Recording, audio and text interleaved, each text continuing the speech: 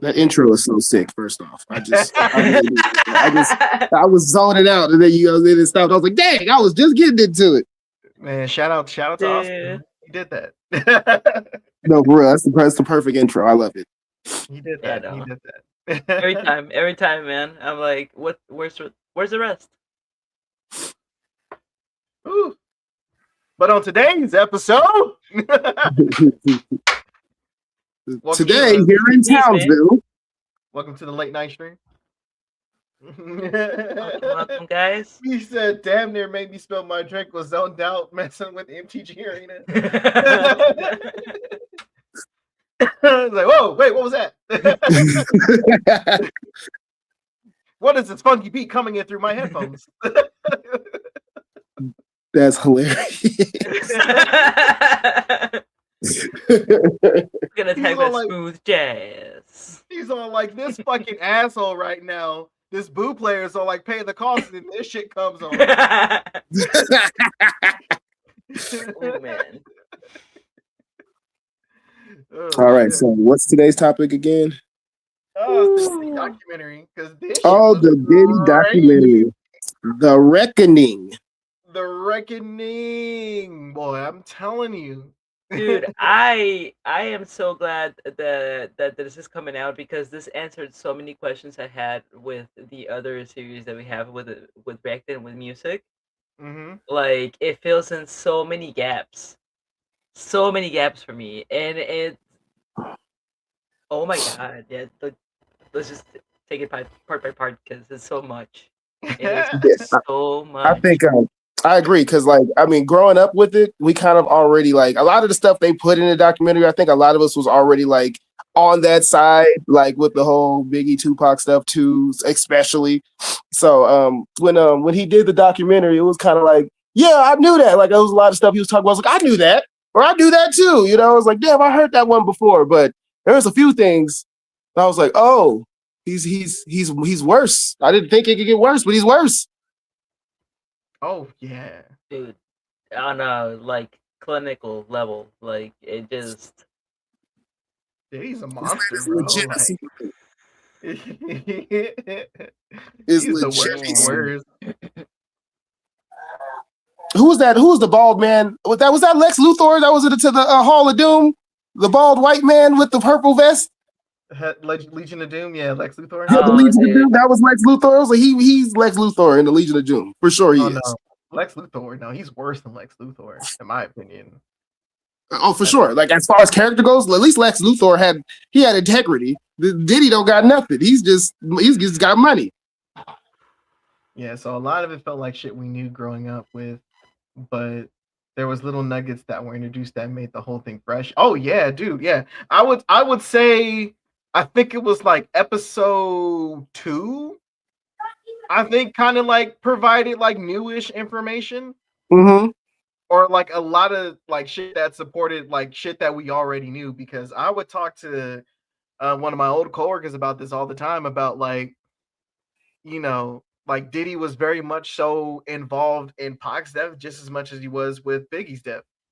And it's the only thing that made sense though, because just the timing of everything, the placing of Diddy, the placing of Tupac and Biggie, it's like too many things made sense. Like, before it was all quote unquote confirmed, it still felt like conspiracy theory, but it was one of those conspiracy theories where you was like, this seems very true.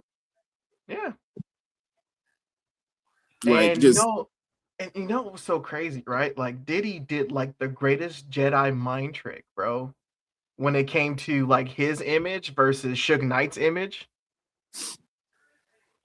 Because like we all thought Suge Knight was this fucking ain't shit motherfucking record owner, right? Yeah. But in the grand scheme of things, he was actually paying his artists. That's the only thing is he was still a terrible person. He just paid people. That was the exactly. only difference. But Diddy was like, come work for me and I'll never pay you. Suge Knight was like, come work for me. I'm gonna abuse you, but I promise you I'm gonna pay you. That part, man. I promise you fortune. Or I'm sorry, no, I promise you fame, but not fortune. Fame. Yeah, like it, because like there was because what was so crazy is like around that time, right? Like from like the late 80s to like early 90s, right? Like there are a lot of like young black artists getting fucked over by record labels. Like TLC had that story. That's why fucking Ice Cube left NWA, because there was something in that contract that did not smell right. 100%. And I do believe, me personally, I think the music industry is using Diddy as their biggest scapegoat because they're all trying to paint him like a monster. He is a monster. Let's not get that out the way, but he was created by monsters, Oh yeah. and now they're like, oh man, we made the biggest monster. We gotta crucify him so the rest of the monsters can stay in the shadows. It was like, well, it's not gonna be completely done until we air out the whole thing. Did you say biggest monster? I sure did, son, but I'm on the phone though. You want to go do your thing? Yeah. All right. So working for shit was like working for Walmart. Treat you like shit, but you get your money. Diddy was like working for some shady dude on the corner store. Nah, that's facts. Yeah, he's that guy with the trench coat that's always like this, and then when you see him, he's like, "Hey, look what I got over here! I got some wallets. I got some watches. You want to buy some? It's $2." Right. It, It's like that. If I It's was like that. It's like that corner store that's like owned by like a family and shit, but you realize that like the only people getting paid or pockets being lined is like people that are within that circle. 100%. Diddy was the Chinese man in the place that never that existed but doesn't exist, but he sells you gremlins. Don't feed after midnight. Don't feed him after midnight. Everything will go fine. Just don't feed him after midnight. Oh man, yeah, dude. Man, that blew my mind, man. When they started covering and that part of it, it was industry wide. Then, like, it wasn't just Diddy doing this. Oh no, it definitely wasn't just Diddy doing these practices. Oh, it's 100% wasn't Diddy because I mean he.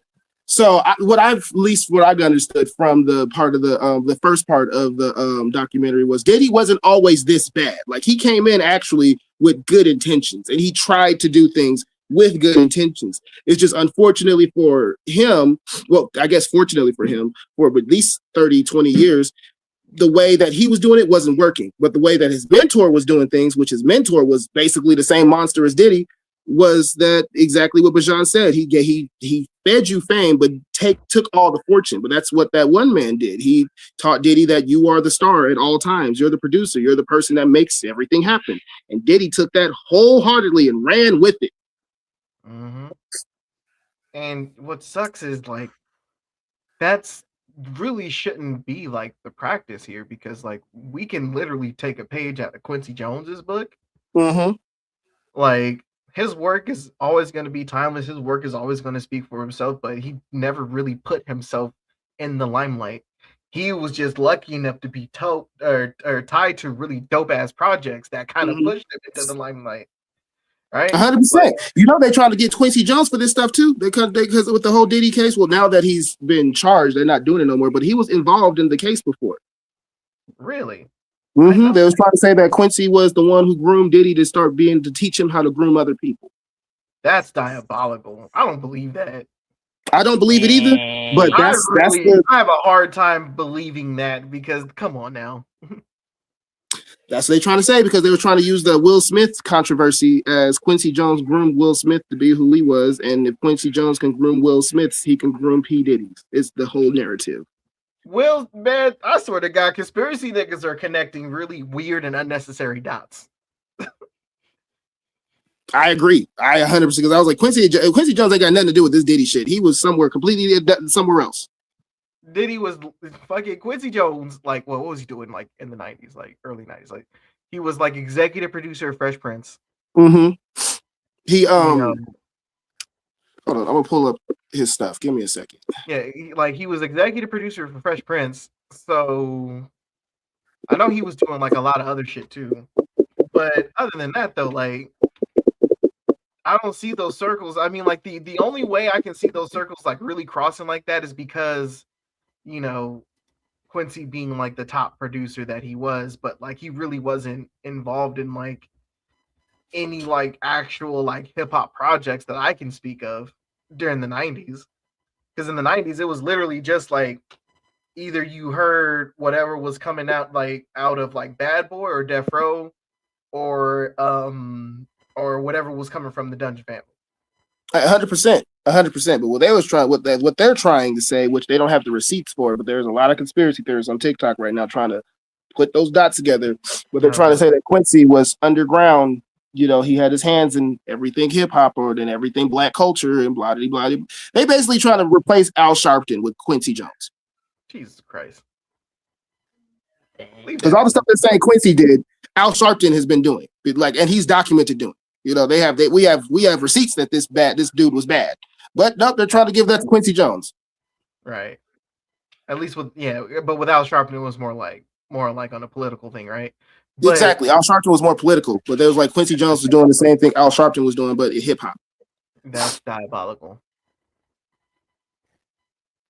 Quincy Jones. I would have never thought that. I didn't think it either till I saw the TikTok yesterday. It was like 2 or 3 people that popped up during the feed when I was just doom scrolling, and one dude was like, "Oh yeah, well you say Diddy is this bad. What about Quincy? Doesn't it make sense that Diddy started getting real popular the second Quincy Jones started getting quiet?" And I was like, "How does that make sense? How are you correlating the two? The two don't correlate like at all." Exactly, at all. Like he was like, "Oh, it makes sense because once Diddy started getting big, you saw Quincy just in the background. He went to some of them Diddy parties." I was like, "Well, he's Quincy fucking Jones." Let's not forget that the Diddy parties, they had 2 versions. You had the actual party, and then you had Diddy's party. Everybody went to the actual parties because anybody who was a who's who would go to any producer party. Yeah, like not everyone that went to a Diddy party was like at the freak offs. Denzel Washington was at the Diddy parties, but he didn't go to the Diddy parties. No. But you know what I'm saying? But that, I don't know, man. It's a lot of since the whole documentary thing, everybody feels like they're 50 Cent now. They're just coming out with their own pieces of new documentary footage. It's like, oh yeah, I got some information on Diddy now. This is crazy. Like, nah, brother. We got what we got. Yeah, you don't have to give him nothing more, nothing less. He's already dead bang. Just let him. He's about to get R. Kelly. Just let it happen to him. R. Kelly is diabolical. Nah, I'm not gonna lie though. The time that he got, bro, what, 3 years, nigga, for all that shit? Well, I feel like they're doing that on purpose. Like they let him get out because music industry is the music industry. He obviously gave somebody some money, and they said okay, but he's gonna hang himself. I give him 2 years before he go back to jail for doing something stupid. Nah, bro. Did you see when they had interviewed one of the jurors? Yes. Yes. Yes. Was crazy. She was She was a fan. She was smiling and stuff. She couldn't wait to talk about it. She was like, "Oh yeah, me and Diddy got a connection. He was making the same faces I'm making." I'm like, that's just human stuff. Like that's what humans do." Yeah, no. The jury was cooked for that case. Yeah, and I feel like, you know what? After hearing stuff from the case and just seeing the stuff about the documentary, I feel like Diddy controlled that case. And the only reason I say that is because there's no way, like you just said, they did interviews with 2 jurors. One of them was that girl that was the super fan, and the other one was that man who didn't know nothing. He was the foreigner man. Mm-hmm.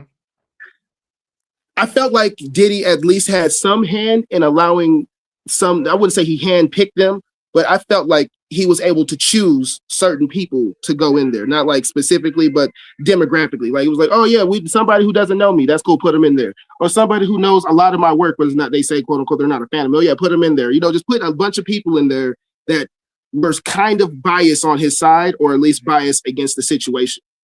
In question, and correct me if I'm wrong, but didn't the trial happen in New York? Mm-hmm. Yeah. Okay. Enough said there. Of course, exactly. You know what I'm saying? So I don't know, man. I mean, it's according to the documentary, it's not out of his scope of power. No, hell no. He's done this multiple times. Had the shit been in some kind of neutral territory, bro, that it would have been way different. He would have got washed. He probably would have still got the RICO. And then also just and that was another weird thing that I was thinking about too. Like, why is it in New York and not somewhere a little bit more neutral? Because it wasn't just shit going on in New York. It was the shit that was going on in Miami, all over and it was the shit that was going on in California. I mean, you get what I'm saying? Like that's literally where he dragged and fucking kicked Cassie in California. So just it's even more puzzling. Like, why is the trial in New York?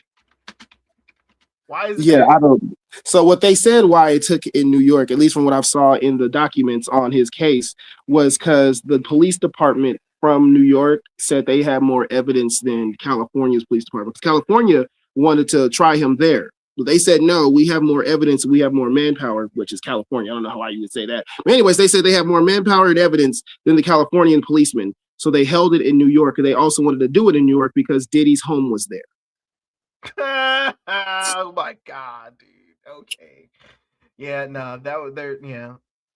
I'm not trying to get all conspiratorial about the shit, but I mean, Yeah, like, no, it's just there's a lot that doesn't make sense. What also doesn't make sense is why Jaguar Wright, the person who's been speaking about Diddy for so many years, wasn't in the documentary. I thought she would be a shoo-in. I for sure thought she was going to show up on the documentary somewhere. here's the thing: she probably would hurt the documentary more than 50 Cent being executive producer. And I think that's true. I think the same thing for like Gene Deal and all the other people that's speaking against Diddy that's been doing it before the documentary. I think they're not in it because they might be telling a lot of lies. Exactly. Like sometimes you don't want to like hurt that, and this is, oh man, now that we're talking about the shit, right? Because this shit has been like really pissing me off.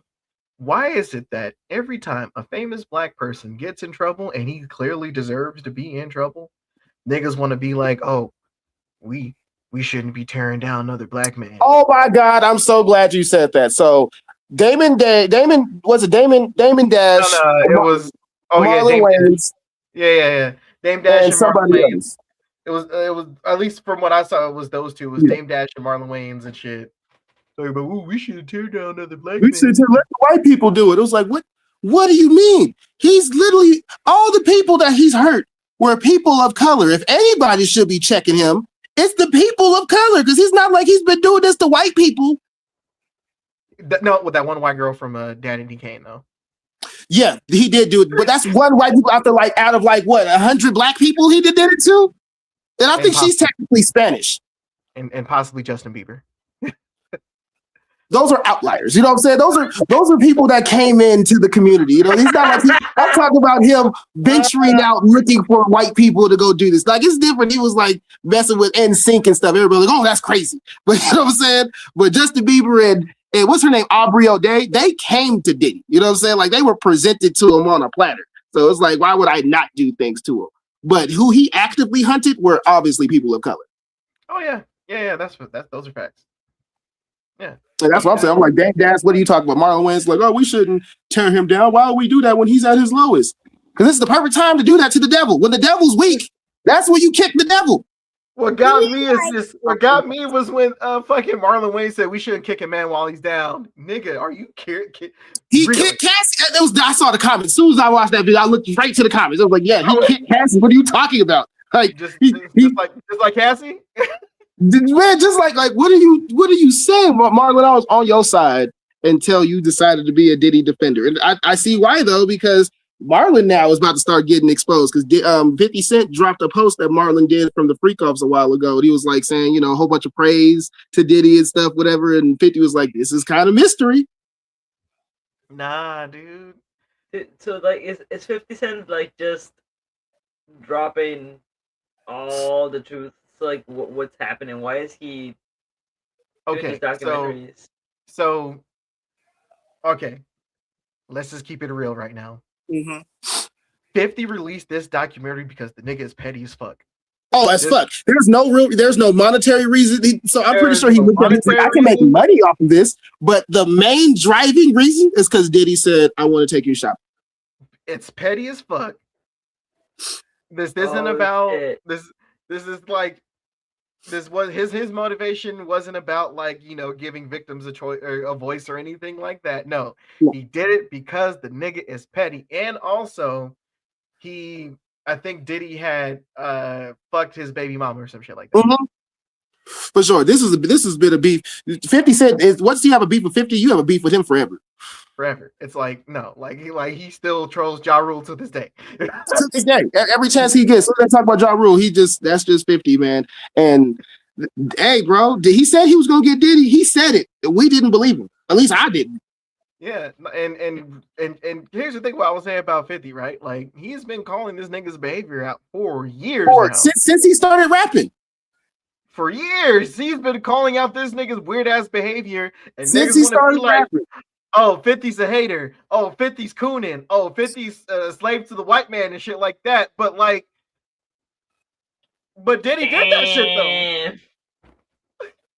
You know how petty you got to be to go to the same people that was recording Diddy for his documentary and find out that they didn't get paid for it to pay them to do the same documentary. Wait, what? So Yeah, the footage that he got, the footage that he got from Diddy when Diddy was in the cameras and stuff and on the phones and things, you saw this was Diddy's original documentary footage because Diddy was going to drop a documentary of himself after the case because he was like, oh, you know, inspirational stuff, make some money off of myself. That was his plan.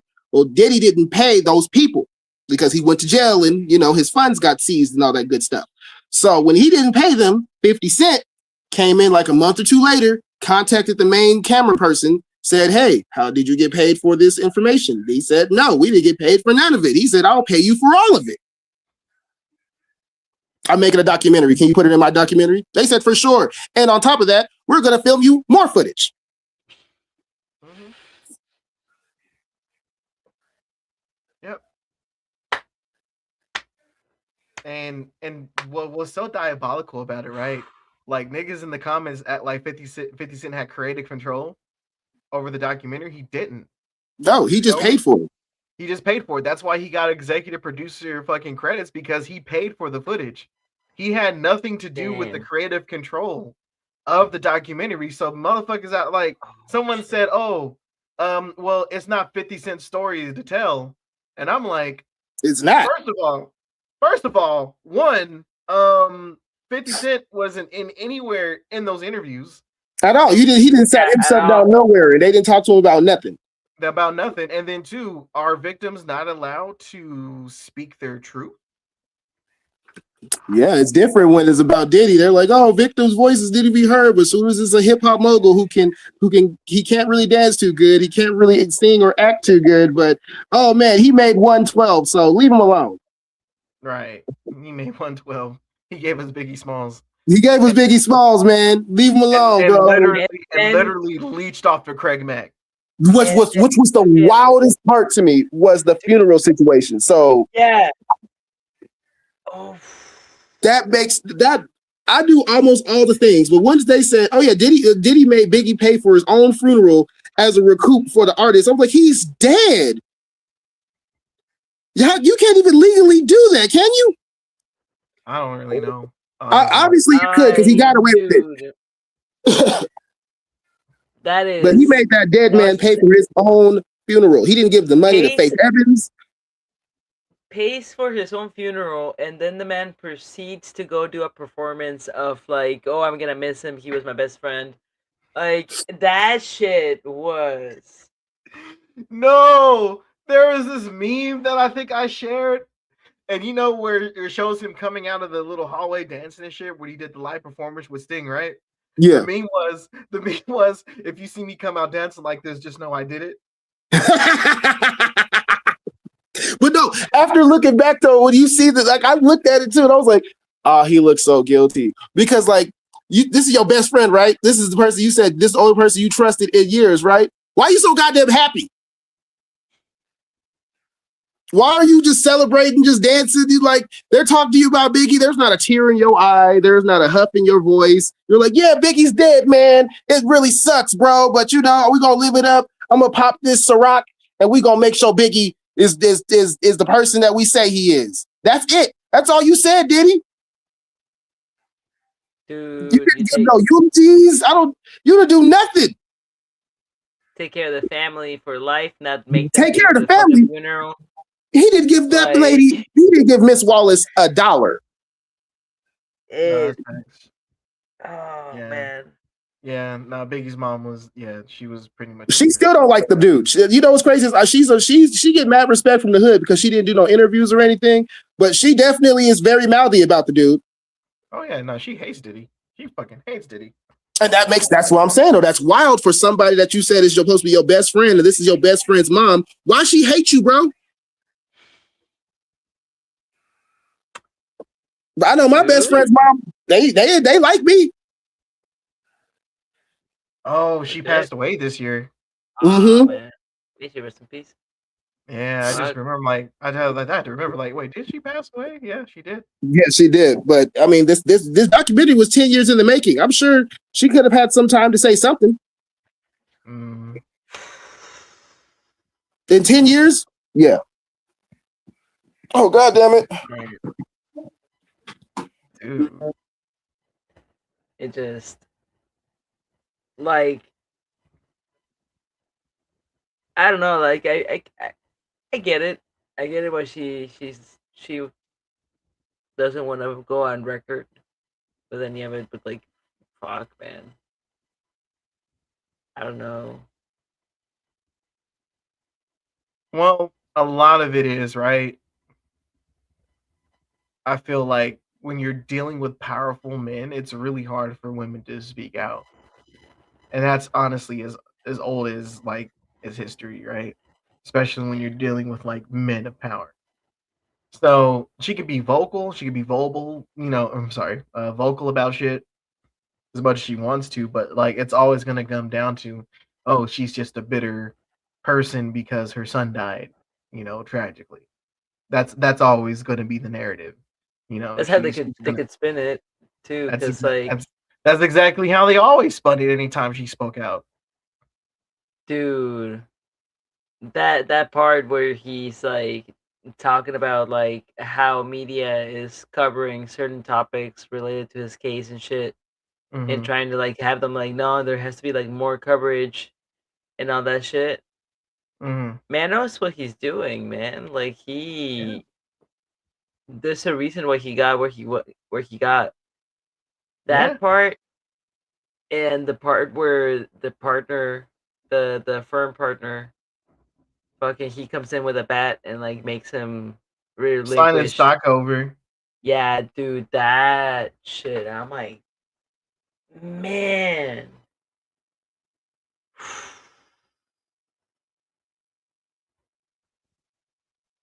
Fuck, dude. Yeah, no, we were just talking about how Diddy came in with the bat and made old boy sign or give away his share of the company. I'm back. I had accidentally turned my phone off. Stoop. No, playing. Stupid.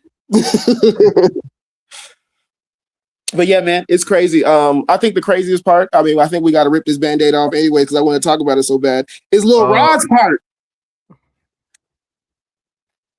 Do you know about Lil Rod's part, Mary? What was it? What was it? Would he, it was the other producer to Miami. Mm-hmm. What episode was it? I think that was like Was episode it 4? It could have been 4. I think it was 4. I think it was the most recent episode. It could have been 3 or 4. So it's okay. Long story short, man. So the producer Lil Rod was producer for Diddy, and he was saying that he was getting drugged often. And this is why he said, yep.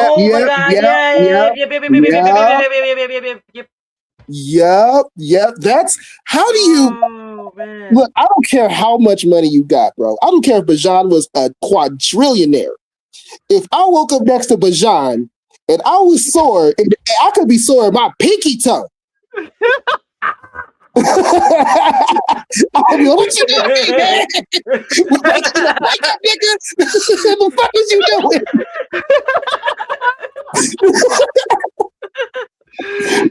Why is my toe sore? Nah, that's facts though, because like, nigga, why are you in the bed with me, nigga? Like, what the fuck? And you know what's so crazy? He never specified what kind of soreness he was feeling. We all knew, well, we know what he meant. Because there's only one way Diddy gonna make you sore. He sleep. He not even waking up when you waking up. He sleep right next to you. 99. Keep your butthole tight. Night. Oh my God. When he said that, and that blew my mind. I was listening to it. I was okay, cool. He was like, yeah, some nights I'll wake up sore and there'll be women next to me, and I wake up. Sometimes it'll be Diddy next to me. I was like, Diddy? Like, yeah, I would have gave him some grace. He was like some other men. You were like, okay, yeah, you just had some bad nights. You wasn't paying attention. You was just out there fast and loose. Diddy? The man. I'm sorry, couldn't be me. He's in bed with me. What kind of trust you got with that man? You have a professional relationship with. You okay with being so several times? Exactly my point, bro. And that's what I'm saying, man. It's like, I don't fame is crazy for people to want it so bad, so you could ignore those things. Like I just don't have words. I just don't understand. That could be literally. Let it be Denzel Washington. Let it be anybody. Literally anyone. Anybody. If it was, I couldn't do it, man. I don't care how rich you could have said you're about to be a star for the rest. You could be eternal. We got enough money to make sure you can clone yourself and have the same consciousness and the same memories. I'm like, I'm sorry, bro, but that's not it. What? I got to give you my booty cheeks for that? I'm sorry, I can't. Dude, I don't care if the cure of cancer was to have anal sex. I'm dying from cancer, son. First off, it sounds like it hurts. I mean, it's not in me. I personally can't do it. Now, there's some people that's good. Y'all could go do it. Y'all got stronger pain tolerance than I have. But I just feel you can't just take it. That is different if you ask for it and, and I'm like, okay, that's cool. But you can't just take it, brother. That's just, no. Yeah. Dude. And that was his catchphrase was take that, take that, take that. Ryan crying in the car every day talking about, go get the money, go get the money, go get the money. Go get the money, go get the money. Oh, God. Oh my God. Diddly the diddly frying. You want to? No, oh man, that's what I'm saying. Look, this is what I think my biggest fear about that situation. If I was in that same situation, I would be more mortified by having to say that these things happen to me. Because that's especially after I accepted the fact. Because now I'm doing a character assassination on myself. It's because all the people are going to ask the same questions. Well, why did you stay? I want to be famous, dog. Bro, you sold your soul. That's what it sounds like. You sold your soul. And that's another reason why he just got away with the shit, because motherfuckers were just enabling him. Dude, yeah, I'd imagine if the dude blackballs you, you're proper gone. Yeah, you're blackballed for real. So I mean, go ahead. Oh no, that's it. I'd imagine it destroy your career. So yeah, I feel that. I mean, you're not wrong. I think that was the fear was, if I don't say anything or if I do say anything, then I'm no longer be able to produce music forever for anyone no more. I get that because it's Diddy and it's Bad Boy. You can't really say much against him, but it's that's still a steep price for integrity. And I think integrity is priceless. I'd rather flip burgers for the rest of my life, even though I had the chance to be a star, because I said, no, Diddy, you can't touch my butt. Yeah, no, and I think that's what happened to the dude that was the other founder. It happened to him, and I think it happened to. I fucking forgot. Yeah, yep, and it happened to. Oh my God! And it happened to an old girl that was in one of Diddy's earliest videos, and she they're recorded. Yeah, she goes, "There's a recording of you," and yeah, she tried to speak out about it and got blackballed. Yeah, So, yeah, I mean, unfortunately for her, it was just bad timing. She was trying to be a whistleblower. She just didn't have enough power. I get why a lot of those people got silenced because they just didn't have enough power. But they didn't have enough patriarchy. That's pretty much what it was. And it's sad to see. It really is, because you can see how the music industry kind of still works. I mean, we all kind of know how it is, to be honest. I mean, I'm not surprised by lots of these things. When it was oh, Young Thug's gay. I knew it. He was wearing dresses. Oh, Lil Nas X is gay. You didn't know that from his single? That's what blew my mind. Is everybody didn't know when he dropped Horses in the Bag. Old Town Road was literally about him riding a dick. Excuse I me. thought I was the only person who I'm saying this to people. And they're like, no, that's impossible. No, it's very possible. It's exactly what it's about. Y'all didn't catch on to that?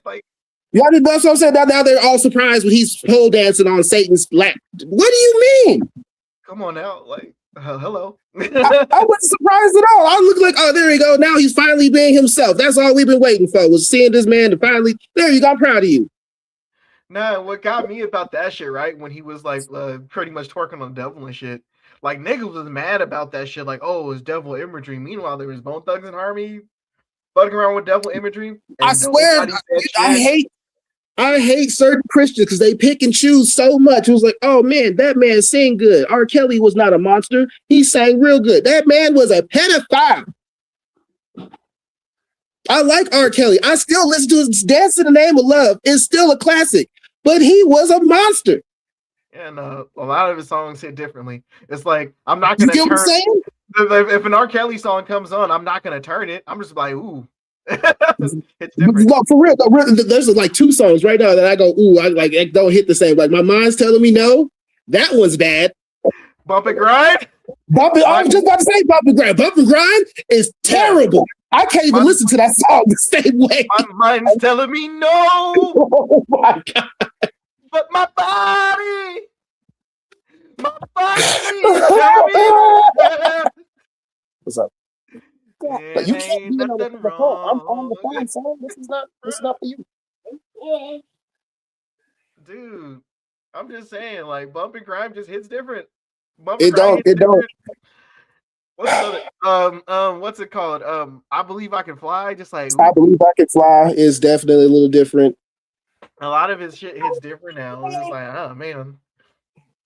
Yeah, man. It's like it's the same thing with Diddy. It's like I Be Missing You. I used to like that song, and now I hear it. I'm like, this whole time, like you just gross. Like I'm listening to his lyrics and stuff, and him, seduciously talking to us during the I Be Missing You song, and I'm like, shut up, Diddy. Just shut the fuck up.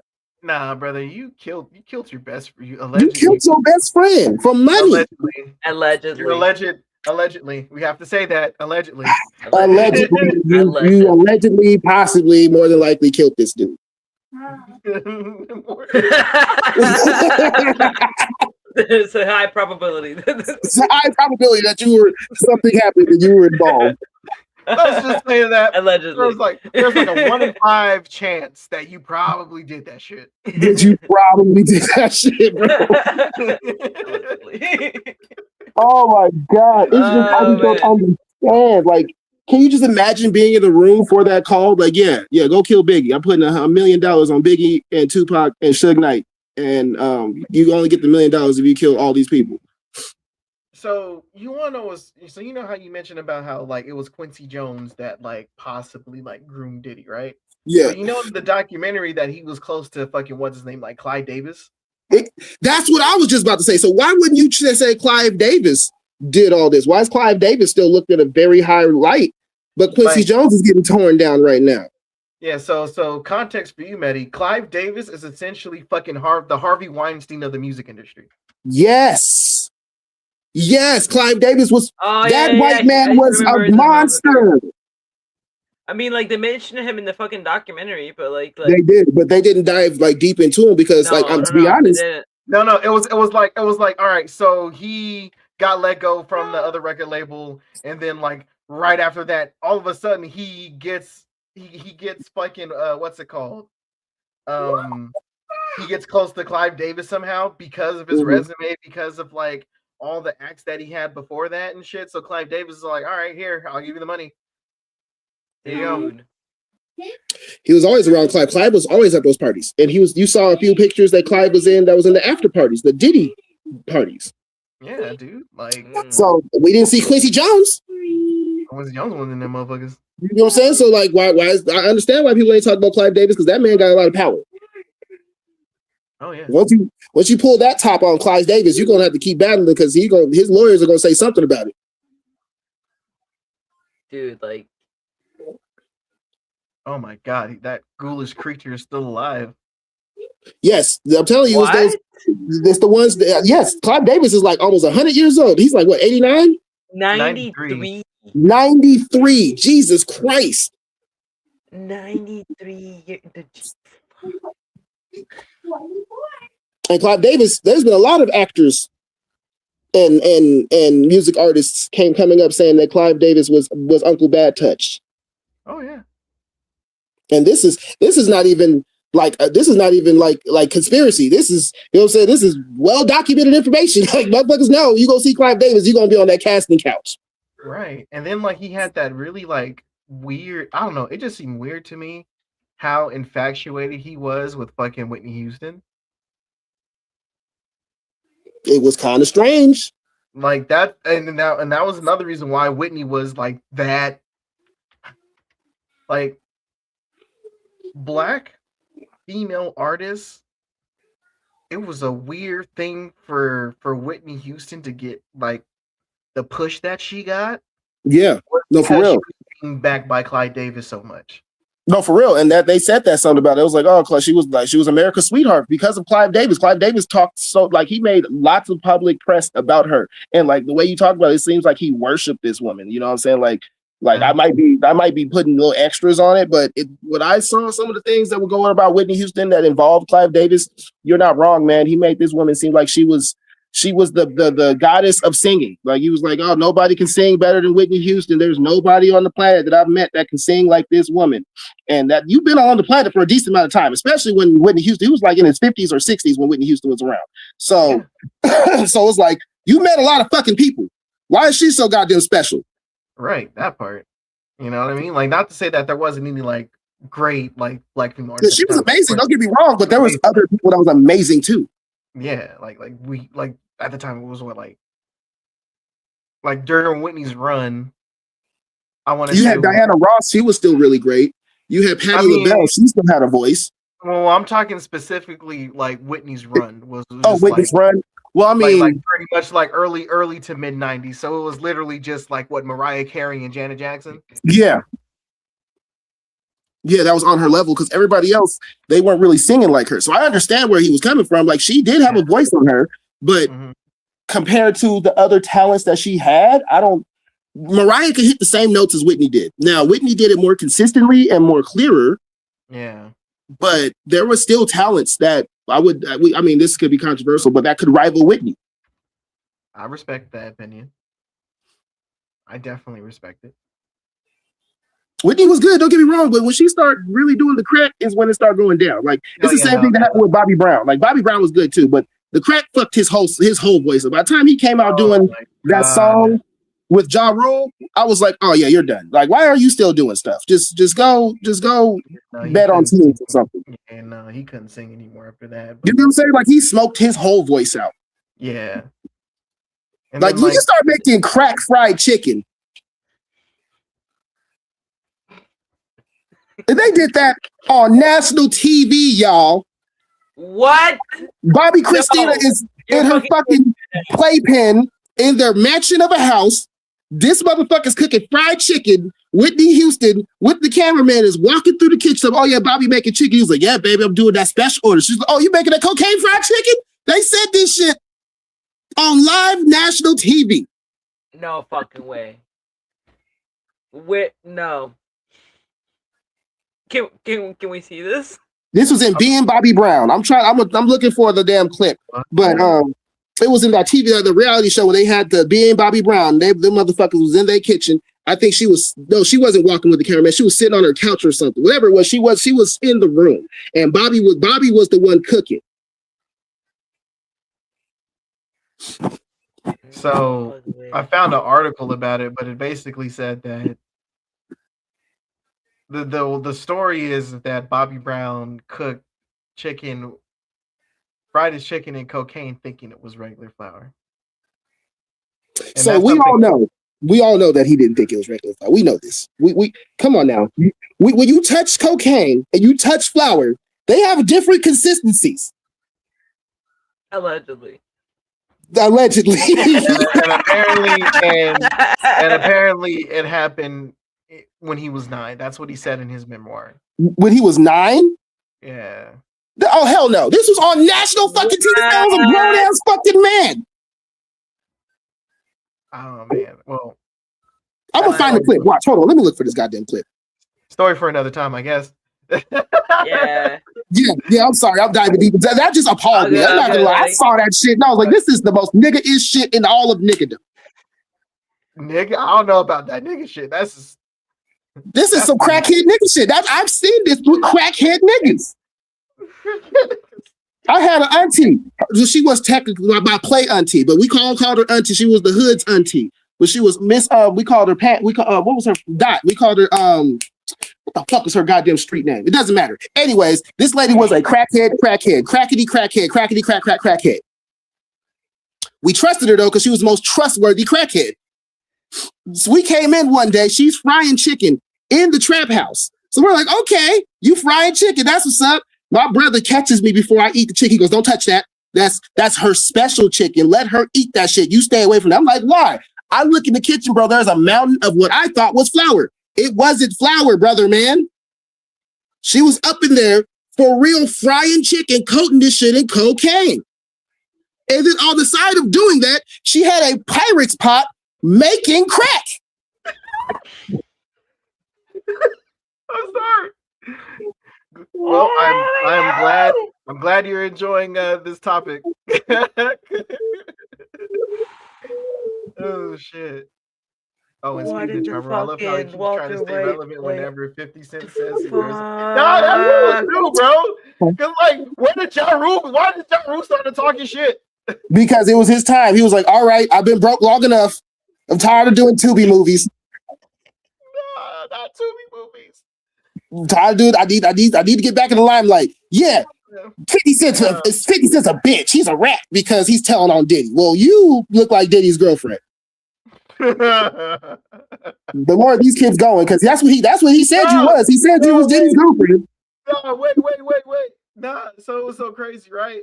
So apparently Rick Ross had came out with like a fucking what was it? What's the word I want to use? But basically, apparently there is a situation with Rick Ross and Diddy, and this is when Rick Ross was still like kind of fat. Mm-hmm. So Rick Ross, or I guess Diddy had told Rick Ross like, "Hey, I want you to see if you can put this bra on and see if your titties can fit in it." And then ever since then, he stopped fucking with Diddy. Apparently, that's what Rick Ross said. Do you know how many years you had to get away with this to feel comfortable enough to talk to anybody now and just say this random crazy shit to people? Just Ja Rule posted a ton of AI images trying to burn 50. That's stupid. he has been doing it though. Ja Rule's not looking good at all. And that's when Marlon jumped on and started talking shit. I have no idea why Marlon did it though. I think Marlon has gotten to the points where he's really in his ego head. Because like, yeah, you're the only Wayans doing shit right now, technically. And you letting that get to your head because you're single-handedly holding your family up. That's cool. Very great accolade. You're still a nobody.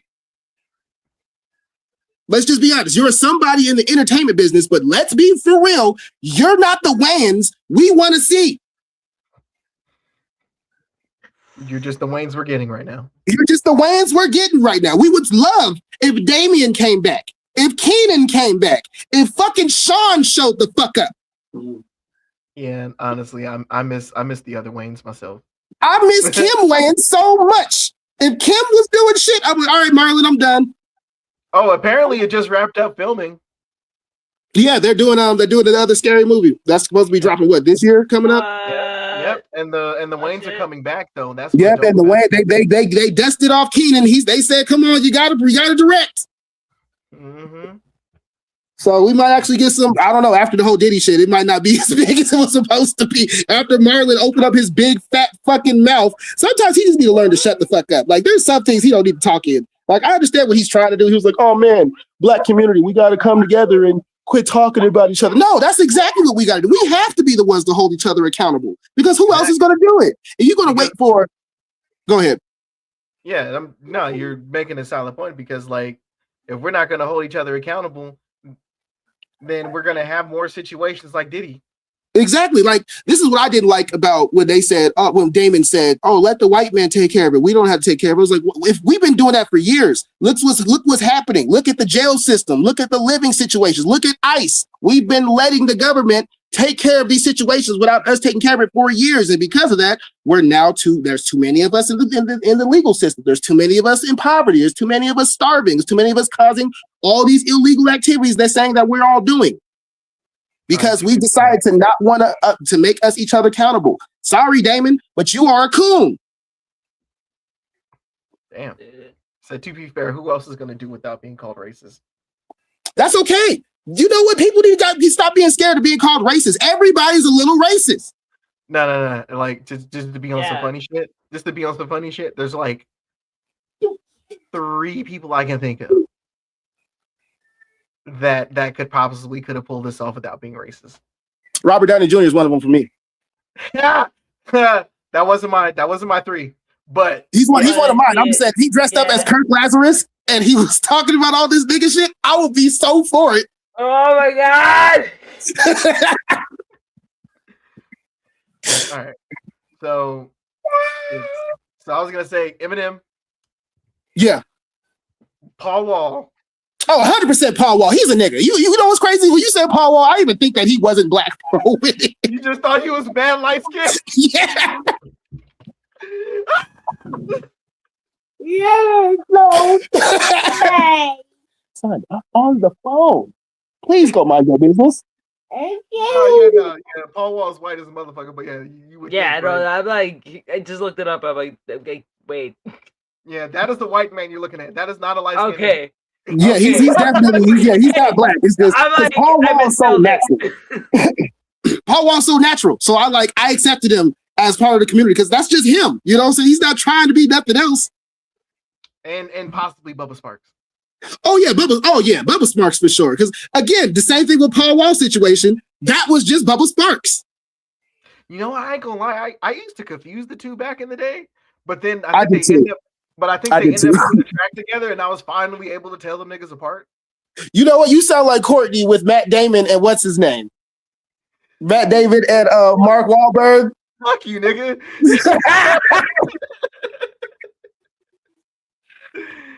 Fuck you, nigga.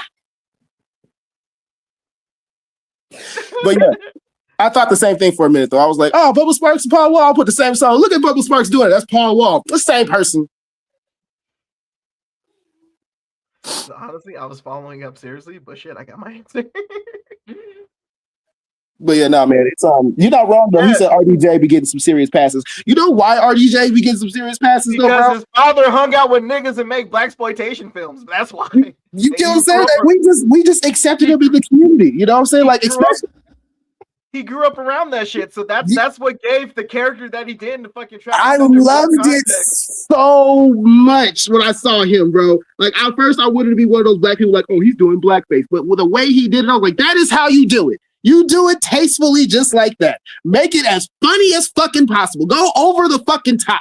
And that's what he did. And I was like, I loved it. I loved everything he did about that. And people need to realize like the why this version of blackface was so different, because it wasn't like a minstrel show of him just shucking and jiving and shit. Yeah, no, he wasn't. He was making fun of lots of things. It was like a trifecta joke. He was making fun of method actors. Then he was making fun of people who do blackface, and then he was making fun of himself. Mm-hmm. Mm-hmm. And that's what acceptable. And then he did again, like you said, he wasn't shucking and jiving. He wasn't going there like, oh yeah, doing a whole bunch of coonery. He wasn't doing that. He was doing how black people act. And anybody who got mad is because you were that black person. You were him.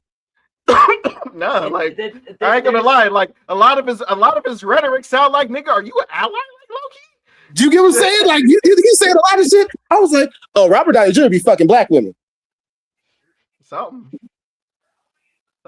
He's married to a white woman now, but I'm just saying, like back in the day, like.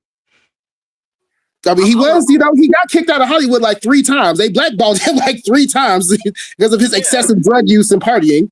Yeah, but his dad used to make blaxploitation films though. Like his father was a part of a lot of that shit too.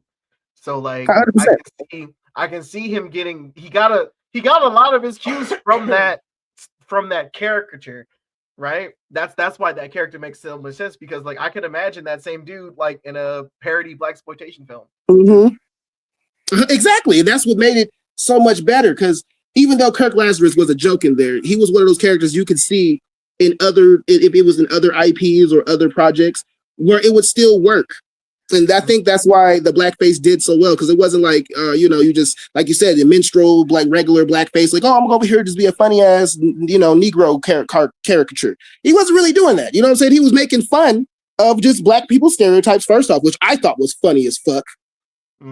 Because I mean, around the war time, what do you mean? That was funny. That was hilarious. I'm a dude playing a dude disguised as another dude. And also, I think the cherry on top, though, right, was that at least you had the black character, whoever what's his name was, Mhm. to point out the like, you know what you're doing is That extremely shit. fucking That's what racist, made it right? work more. That That's what shit, made it work yeah, more. it really tied it in, man. Like It tied it fucking, in Because so much. yeah. And that was part of the whole storyline, I think, with him for a decent amount of time before they made him gay, was him being offended. He said, I'm in the movie because they gave an Australian the black dude role. So I'm gonna be in the movie just because they need some blackface up in here. Mm-hmm. But And no, still man, RDJ was everybody's favorite black person in that whole movie. But it yeah, he can make it's- that. He can make the documentary if he wanted to. it really is, man. Like fucking,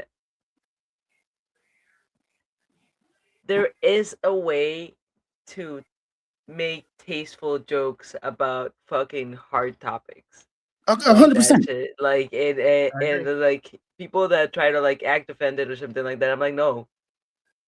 You like there's dark humor. There's like a way to do this without like being a dick. Like he did social commentary. That shit was fantastic, man. Like, I loved it. It goddamn. was perfect. It was peak cinema. You know what I'm saying? If it was made now, it probably wouldn't happen. I'm glad it happened on the cusp of when everybody started getting sensitive. Because I mean, hey, I might be just low hanging fruit, but I think racist jokes are funny. You know, I'm Like, not. I wouldn't I, like they're funny, but I don't like the people that like basically make them their whole identity. Then I'm Yeah, like, that's different. That's just different. Now you're just fucking being lazy. racist. Yeah, Yeah, now yeah, you're yeah, just being yeah. racist. You know what I'm saying? If everything you're doing is, oh, I got a racist joke for you, it's like, you're just racist, bro. It's okay. You know, you don't have to hide it as like, I'm trying to be funny. You're just racist. I don't know, man. Like it.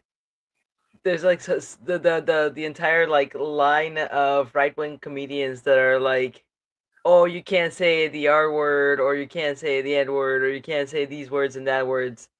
Fucking censorship and cancel culture. I'm like, no, you're just a lazy comedian. It's fine. Just like Yeah. Yeah, you don't legit. have a lot Words of don't make the material, joke man. funny. Like, A lot of Words, it, a lot of right wing humor is just basically like chicken and watermelon jokes. 100%. Chicken watermelon jokes and pick fun on other ethnic cultures, and we're white, so we do everything classy way. It's basically, hey, why is airplane food so bad? Yeah, what's up with that airline food? That's No, right. real shit. Oh no. That's all it is, bro. Like, there's no cleverness, there's no punchline. You know, there's no build up to the joke. Like, let's not. Yeah, no, that shit's whack. You motherfuckers do better, bro. No, for really, like I said, it's low hanging fruit for a lot of people. They just mad because they can't say the hard ER. You know, and I think that's what everybody was voting for Trump for, at least this run. It was like, oh yeah, we get our word back. Yeah, let's vote this boy in so we get use our word back without getting beat the fuck up on the streets. Yeah. As loose as I've been seeing everybody just be racist to Mexicans right now because of the whole ICE situation, I'm like, damn, they couldn't wait. Nah, you think Trump was at the freak offs? I think so for sure. He was at the Epstein. He's in the Epstein files, like in multiple pages. He definitely was at the freak offs. He definitely was at the freak offs. Now I don't know if he partook in the man stuff, but he probably was at the freak offs 100%. Yeah. I mean, Bubba. Bubba. Nah, they said Obama was there. They said Obama was there. Wait, what? They did. They got him in the list of the people who attended the Diddy parties. Obama? Yep. What? Yep. Barack Obama. They got him. They said Jamie Foxx was there. Will Smith, Dwayne Martin, like damn near everybody that we can think about that's been doing acting that's not like, you know, like that's not B listed was there. I think the only person that wasn't there that we know of that's A listed was Jason Statham, because he's English and he don't really rock with the people on the Western like that too much. Well, most of the English actors didn't really attend the Diddy parties. Idris Elba was there. Yeah, because you know what I mean? Yeah, 100%. We know why. and then also like if you didn't know any better, you thought Idris Elba was a nigga too. Like 100%. What? like After I saw The Wire and I saw that man speak with his real voice, I was like, "You liar! You lied to me. You lied to me. I thought you sold drugs in Chicago, Baltimore, but yeah, Baltimore. There we go." shit. Now, when I found out the actor that was Franklin Saint was also from England, I'm like, what the fuck? That one blew me too. I'm not gonna. I saw him on interviews. He's talking. I'm like, is he fucking with me? And I thought that was an LA nigga for real. Like The way he was talking, he swear. I swear. I was like, oh yeah. no. yeah, I thought that was an LA nigga for real. I'm like, what? No, he was a gentleman. Yeah, Epstein files are the only files that truly had no reason being classified. How many do you think were also at Diddy's parties? I bet you for every like American person that was in the Epstein files was at the freak offs. 100%. 100%. Everybody that was American that's on the Epstein files was 100% at the freak offs because all the Epstein files is a freak off on a whole island. Okay, so here's the thing, right? I can understand Christian Bale why people weren't privy to Christian Bale's accent, but dude was a child actor. There's like a movie he did like way back in the day where he spoke in his actual voice. Oh shit. Yeah. Well, I kind of, you're not wrong, because I kind of saw some of his interviews when I was a kid, and I saw his real voice. So when I got privy to Christian Bale, thankfully for me, I already kind of knew he was a foreigner. So when he did his voice switch ups, I wasn't super surprised. Yeah. Nah, but when he was being that racist dude in Chef, that's what got me. I'm just like, what? You know what also got me being racist was Harry Potter in that one movie. Who? Harry Potter. Daniel Radcliffe was in. He was a detective in this movie. Right, he went undercover. Right. And he was spewing some hard R's. I was like, "You say that too natural, sir." Sometimes you got it in you.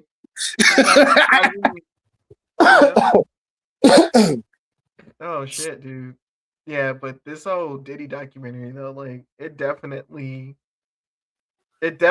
was a lot of just like we knew this. Like if you weren't paying close attention, like it's like we knew this already, but it was just like ooh, context.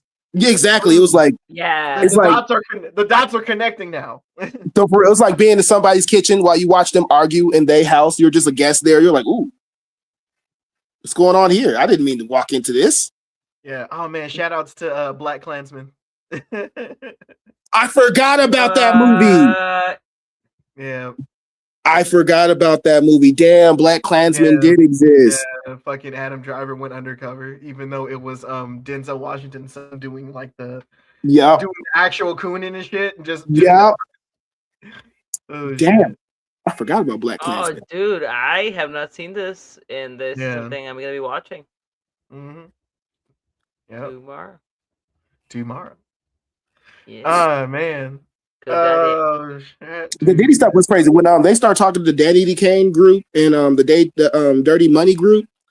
Mm-hmm. I was hoping that Dawn Richards was going to say more stuff. Like I'm hoping for another episode when it's just majority of her talking about her stuff with Daddy Kane and Dave and Dirty Money. But that's it though, right? That's just the 4 episodes we're getting though. Well, that's it. That's only 4 episodes. Yeah. Oh, that's whack. I thought it was going to be more. No, that's it. That's all we're getting. Oh, well, shit. Well, he did what he was supposed to do. I feel like it was like a soft open to something bigger that he might drop because 10 years is a lot of time for just 4 episodes, right? Am I tripping? I mean, it's 4 episodes of a lot of fucking shit that, I mean... It was a lot of information in those 4 hours. Yeah. Though. It was, though. It really was, though. He packed a lot of shit. Had a lot of people. Getting Kirk on there talking as long as he did was also kind of amazing because I do remember growing up seeing and hearing about him, but we didn't, he didn't really do a lot of interviews or nothing. So he was kind of like just there, you know what I'm saying? One of the staff that we just kind of like, also like Capricorn Clark, like we saw things about her, but she didn't really speak. You know what I'm saying? The only time we started hearing things about her was after the Kid Cudi stuff and her saying that she got kidnapped. Right. And I felt bad for her, dude, because like she did not want to, like, she wanted to be done with it. That was she already just got out. That was one of the interviews that I know for sure that just like, I really want to put this shit behind me. And here I am talking about this shit again.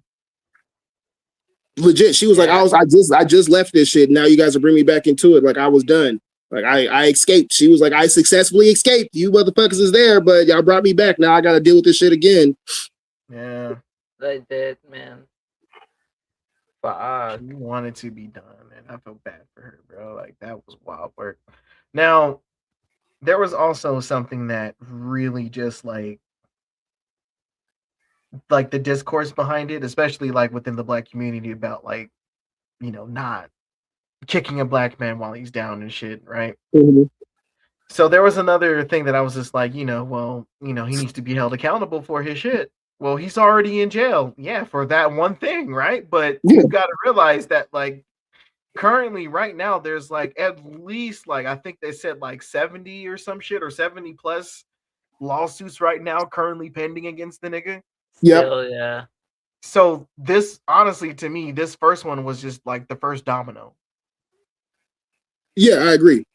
Like they 100%. could literally like reference the shit that happened and what he got convicted for as just like, well, here's the record of his behavior. Then we have the documentary for more context, right? Now we have all these other pending lawsuits of just like other grievances the niggas had. Like also, this nigga has been in and out of courtrooms since the 90s, bro. Yeah, 100% for gun violence, for suspected killing other people. Yeah. So can like these people that are like suing, right? Yeah. Can they use the previous case's information? So Or is with the that like locked? Yeah, so with the double jeopardy stuff, I think that's why they chose certain stuff that they use for him because they can't use it again for another case. So they would have. So I think that's why they probably didn't use a lot of the stuff that we're seeing resurface now. So they can do it for another. Because me personally, I feel like they're working on for another case. Because he only got caught for prostitution stuff. He didn't get caught for none of the other stuff they want to get him for none of the murdering, violence stuff, and none of the RICO stuff. Not even for like rape or kidnapping or anything. No, none of that. So I think they're just I think Bazan's right. I think they're probably going to be using this as, like he said, the first domino to try and get him in jail. Because I mean, once he gets out, it really is going to be time. Like once he gets out, if he keeps his nose clean, then he escapes. But if he do anything else, or he hurt it, or he make somebody else mad, he's liable to go back to jail. Yeah, fucking, it's insane that he was released with time served. Like right, they only gave him like 3-4 years. No, they gave him 4 years, but since he was in jail the whole time, they added that, or they counted that time that that's he was time in served. for. So really, he's gonna be out in 3. That's wow. See, that's what I'm saying though. This is why I do believe that he got his outcome the best way he could have with his money. Because if this was anybody else, they'd be in there for at least 5, 10 years. At the very minimum. That's being nice. Because it's Diddy, he got 4 years with time served. And you know it's so diabolical, right? That people don't realize is that the majority of his wealth is in his mama's name.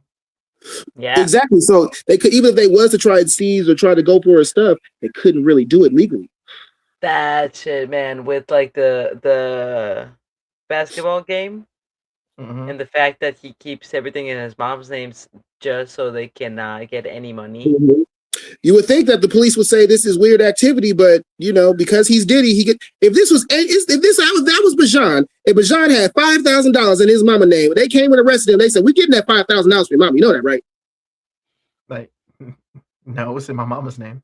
You can't get it. It's in my mama's name, but they will definitely try tooth and nail to try and get it. But because it's Diddy, they're like, "Oh, it's his mama's name. We're not even doing that paperwork. It's his mama's. It's technically hers." Yeah, no, it's fucking nuts, man. It's just crazy to me, especially seeing like these celebrities take these cases and they don't really get nothing but more than a slap on the wrist, and they think we as the people are just supposed to be cool with this shit. Like me personally, if I was in New York and I saw him walking down the street, I'm catching fades. And it's not even all celebrities too. Like it's in the fuck, what was his name? He sings that song, Then I Got High. Oh, Afro Man. Yeah, he has a music video where it's like the cops coming into his house taking all his shit. He's like decently famous, right? But they fucked with him pretty hard, like the industry, yeah, dude. Yeah, because like stoner rap, you can only get so far with that shit. Yeah, they don't really respect in the music industry. They don't respect people like that. Like Method Man, Redman. They respected Method Man because he had real good verses. But Redman, when he fell off, they still didn't let him jump back on. You see, Method Man, he's acting and stuff, whatever. Redman is still trying to be Redman. And he's not like that because of what Bajan said. He just makes pothead music. Yeah. Damn. And which is nothing wrong with that because like there's the alternative, right? Because you have like some of these young niggas talking about fucking what was it, like shooting up homeboys and doing lean and shit. So I'm just like, it's the same thing to me. It's just I don't know. Yeah, that seems kind of weird because like I at least it growing up for me, not just Up in Smoke, but I fucking forgot the name of the movie. Oh, the Cheech and Chong movies? Not just the Cheech and Chong one, but like the one that was like a high school one with Oh, How High? Thank you. Yes. Yeah. Like all that kind of movie was very popular. Yeah. So like I thought that the music would be as well. Not necessarily because also okay, so like context matters here because this was like what, early 2000s. So this is like dealing with like the aftermath of the death of Tupac and Biggie. Like it was weird, right? There was like this vacuum because like up until when they died, gangster rap just kind of like had the rap game like on lock. Yeah.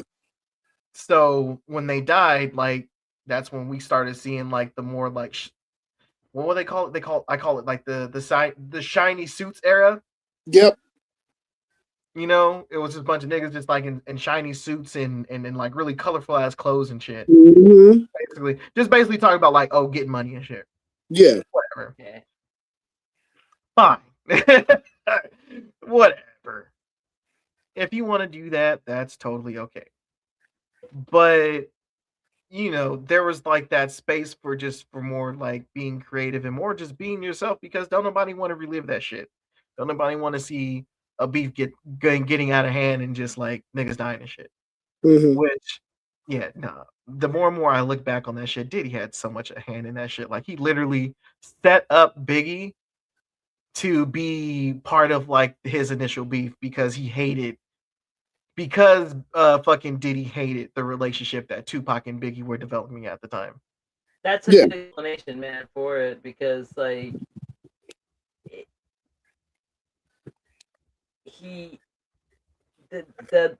the episode did a really good job. That's one of my favorite episodes, honestly, where they're explaining that relationship and how like you gotta be one petty ass motherfucker to do everything that this man has done. Like just not just like fucking evil, but like just it's sad in a way, I guess. But like I don't want to like make it seem like I feel bad for the man or nothing.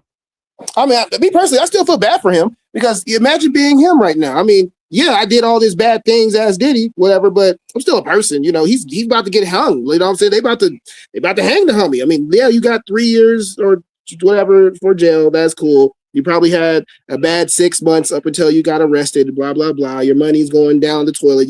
You're about to see yourself fall from the throne you created. So that's the sad part to see. Because I'm not going to lie, seeing this person that we used to look at as an icon without the context of the shit that's happening is sad to see, especially for hip hop, because he made a lot of legends. We can't take away this man's accolades just because he's a monster. It's the same thing, about Bill Cosby. Bill Cosby was a monster. He did a lot of bad things to women, but he was an advocate for a lot of positive energy. Now, Diddy, not so much, but, Diddy was the image of you can be this person too if you tried hard enough. And watching the person that a lot of people looked at as a hero be villainized and, now their dirty laundry is coming to the air. It's sad to see, because I'm saying, especially coming from just an ethnic version of the vision. This is what we strive to do, make our way through America or the land that we live in and make a decent living and, make a mark in history. He definitely did that, but it's just we don't like the way he fucking did it. So basically, like separate the art from the artist, kind of thing. Like Yeah, like if you look at his works, you're like, all right, Diddy's pretty cool. He made hip hop culture the way it is. He made club culture the way it is. He made a lot of cultures change because he was involved. But when you look at him as the person, you're like, yeah, he's fucking terrible. I don't want to be around him. This person was a goddamn devil. But everything he touched, he had the Midas touch. No matter what he did, it turned to gold. damn. Okay. Wow, He still was a fucking monster. I mean, shit, regardless of all those things, that man was a terrible person. But, amongst his terribleness, I'm pretty sure he had glimpses of being a decent person sometimes. I mean, it just.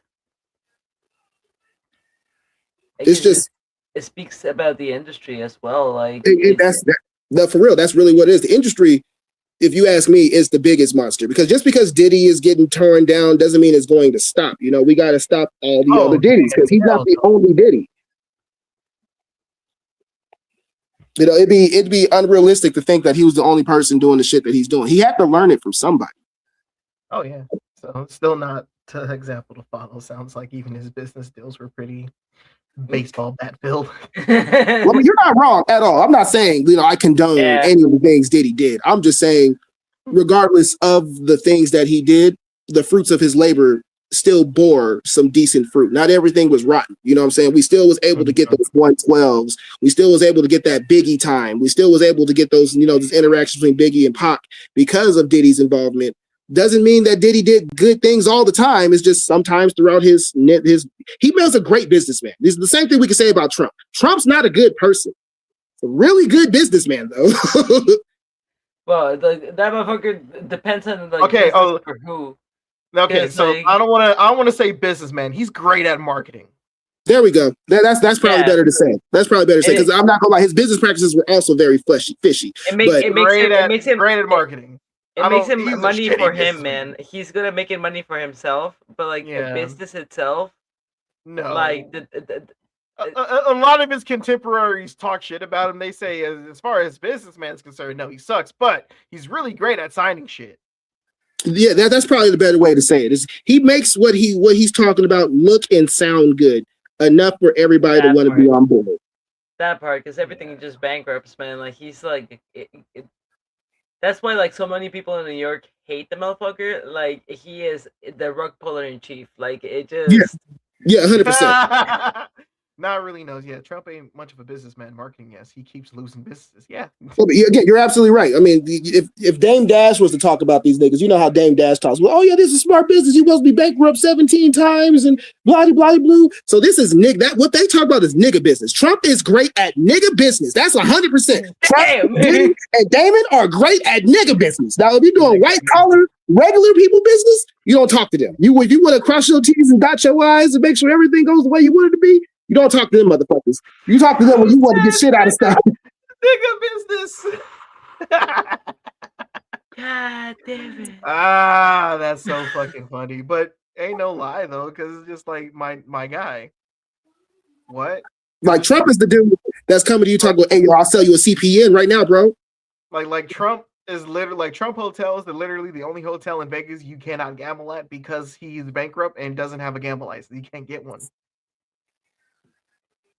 Dude, oh my god. Yeah. But to your point, without Diddy's business, many artists wouldn't have had a chance. Thinking of how Mary J. Blige. Yeah. And that's what I mean. Like, regardless of how we feel about the man, without his involvement, we wouldn't have a lot of the great people we have right now. J-Lo probably would still be big, but she wouldn't be as big as she is now. Like, she's not big no more, but like when she was having her run, it was all thanks to Diddy. When Mariah Carey is with Tommy Mottola. So who else did he do? Faith Evans. It's a great example. Evans, Keisha Cole. Keisha Cole played a big part or Diddy played a big part in Keisha Cole's career for sure. 100%. You know what? I'm surprised she left unscathed because one thing I can say is throughout all the information we had of all their people, I haven't heard him or any bad news between him and Keisha. Because Keisha Cole had that niggas. She had niggas around her. That's why. So, I mean, some people was able to escape him unscathed. All right. Do any I have, of I have the questions about J Lo. What questions you got, bro? Oh, What but you go got for it. questions about J Lo? Because I mean, shit, I talk about that bitch all day. She's hilarious. But go ahead and answer your question, Maddie. Oh, I was gonna say like from the artists that got kind of fucked over by fucking Bad Boy Records. Oh, Like, Craig There's a Mack. lot. There's It's a a lot. lot. no, but like out of all of the ones that got fucked over, like are there any that made it on their own? Yeah, Like Maze. separately in the different record labels, or like Mace kinda. Murder were Mace they I able feel to like be he like bounced back pretty well on himself because I mean he hunted Diddy down for almost 10 years to break his contract when he finally was able to do it. Yeah. damn. And then he came out with a record back in like was it like 2004? Mhm. 2003 that summer. Welcome back. Yep. Yeah. What's up? So he did that. But then right now Mace has a podcast with Cameron. So Did you I put mean it like back? he's doing pretty well for himself, at least in my Put opinion. it back. Okay, You okay. can keep the cookies here. Go put what fell back. Like part Oh, lazy ass and nigga. so Go, part of the go to the contract was refrigerator and like put they it back in the can't. refrigerator. I'm sorry, They what? can't. So part of the contract is like they can't jump ship either. Like they. Yeah, it's like you were so some it depends on the contract, but I do know that Oh, God damn it, Isaiah. oh All right, I'll he do it. Go do your thing, man. It's like that's crazy. You gotta like pay attention to what you're doing, son. Because for real, this mess is unacceptable. oh No, I'm serious. You see this? Normally I'll be telling you to pick this shit up, but you're not gonna clean it up the way I wanted to clean up. Watch what you do when you grab stuff in here. Do you hear me? Yes. Okay, go mind your business. that's funny. Full But time job, man. full-time job. But what I was gonna say was it really depends on your contract because I know there's some like artists that say like, all right, so you have a 10-year contract, but you have to get X amount of albums done. Okay, okay. I think it was like that for fucking who was it? I think like Jamiroquai, like whoever they signed up for whatever Yeah, record they signed up for. they also did it with Cassie too, because when she got signed to Bad Boy, it was kind of like a deal that never happened before, but he signed her and gave her a 10 album deal. Mm-hmm. And I think she only had like that one album, right? Mm-hmm. And that's kind of why she was stagnant because she didn't do the rest of her albums. Oh shit. Okay. The same thing with Maze. He was. I think he told him he signed a contract for 7 or 6 albums, and he was barely able to do the one. And then they kept shelving him. Mm-hmm. Right. Yeah, because Mace came out with that one album, and that was it. That was it.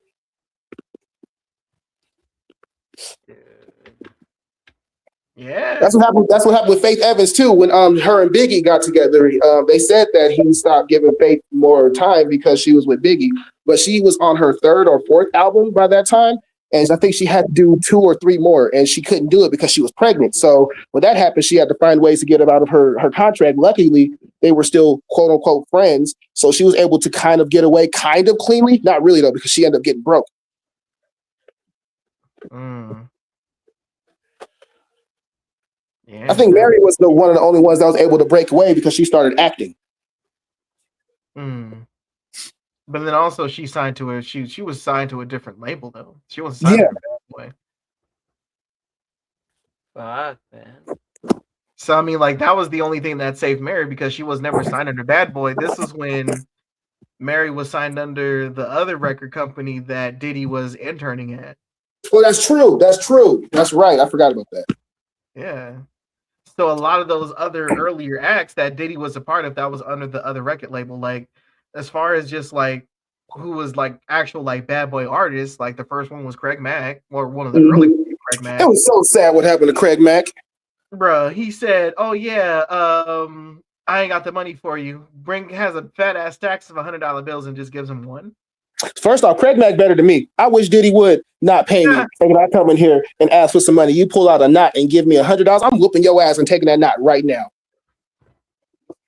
You won't be around next year. My rap's too severe, got mad flavor in here. I would have whipped out a bat and whooped his head. Saying just exactly that. Just like that, rapping the whole album while whooping his ass. I'm gonna rap the whole fucking bar. Here comes a brand new flavor, and yeah. Time for new flavor, yeah. It's a bat. That's the flavor. It's bat flavor. But man, just can you just imagine the audacity? And you can tell he probably was doing it around people, probably like a Diddy party or something happened. He came, hey dog, I'm broke, bro. I need some money, man. I gotta feed my kids, my rent due. What's up? Hold on, bro. Let me see what I got for you. You pull out a knot on his ass. Here you go. Take this 100. That should do for you. That's 100.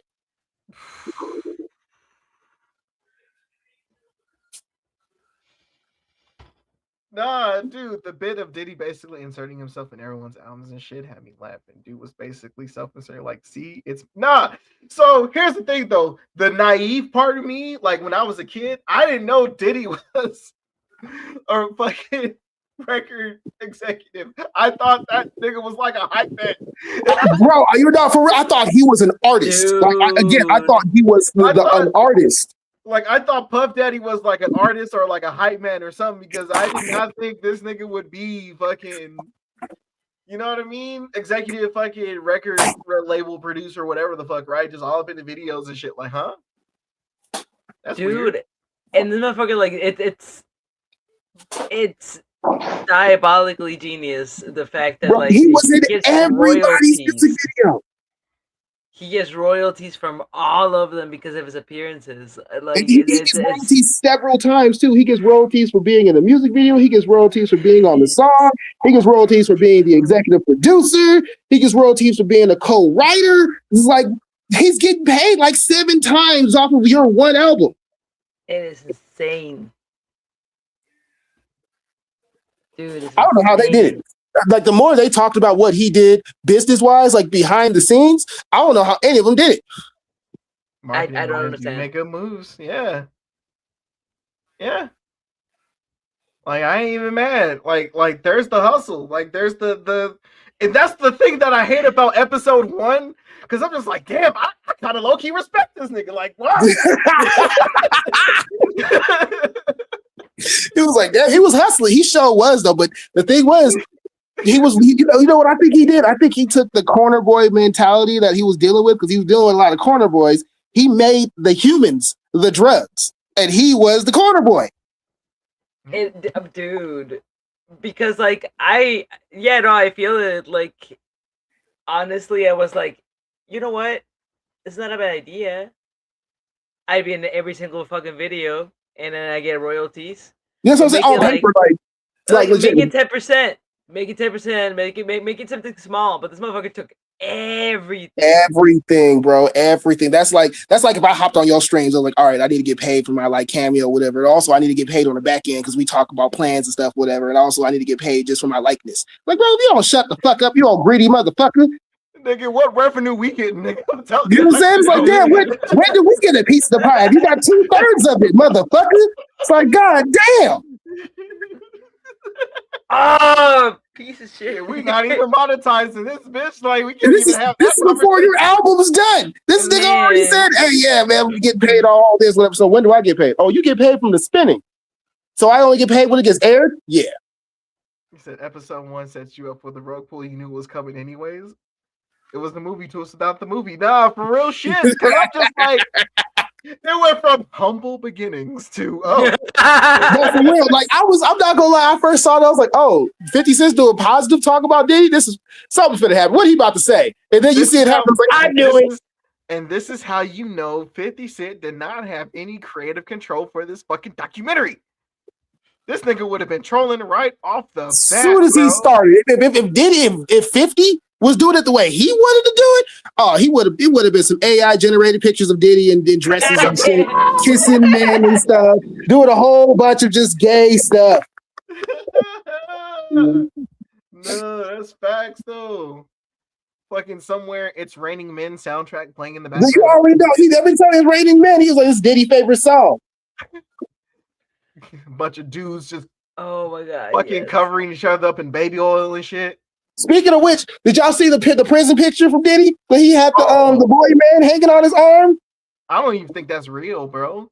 I don't think What? it's real No, either. wait, no. I don't think it's real. I think Team Z is fucking trying to corner the market on fucking AI generated Diddy pictures. I think so too, bro, because I saw it. I was like, this doesn't look, if this is real, why would you do this during the most crucial time in your case? You go hang out, like they're like, oh, Diddy's being true to himself now. He's finally out the closet. I'm like, I guess. Yeah. And Dude, that's like, this wait, is the what? one. This is the one he wants to get out the closet on. Yeah, man, they got a picture of this man circling around. They talk about Diddy was happy in jail, and he's got a dude with pigtails. First off, I don't know how you could be in jail with a fucking lace front wig on.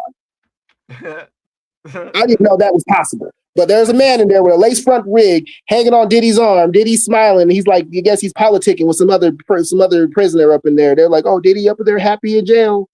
Yeah, no, Diddy, the petty master sent. No one can out petty that man. Honestly, Oh, not at all.